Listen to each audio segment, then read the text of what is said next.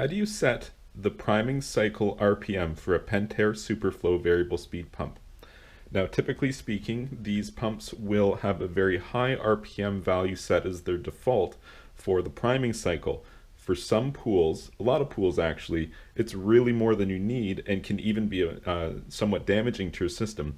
If you have an 1.5-inch plumbing system instead of a 2-inch system, or perhaps maybe a very small sand filter, then you probably don't want to run this pump at 3,450 RPM because that will exceed the maximum design flow rate for your filter, and you don't want to cause any damage to that. So how do you program this thing to stop it from doing that? So what'll happen here is I'm going to hit the button and it's going to start trying to prime.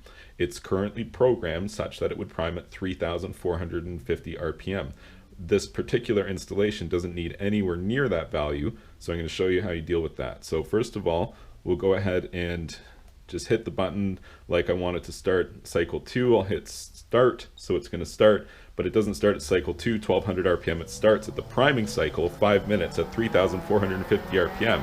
So all I got to do is, while it's starting that priming cycle, just the up or down button will change the RPM value. The minimum value here is 1700. If I go below 1700, it's going to disable the priming feature altogether. Perhaps that's what you want. Maybe you don't want it to prime every time that it turns on, but I do, and I find mine primes just fine at 1900 RPM, so I adjust down to that, and I just leave it there. That's it. Now it's programmed in there. 1900 is the new priming speed. And let's go ahead and try that. So we've shut it off here, and now I'll do 1. I want to go speed 1, and we'll start her up, and it should, see, it retained our 1900. So now it's going to go through a priming cycle at 1900 RPM for 5 minutes before it kicks over to that button that I just pushed, 3000 RPM. If you found this information helpful, please be sure to like this video and subscribe to my YouTube channel.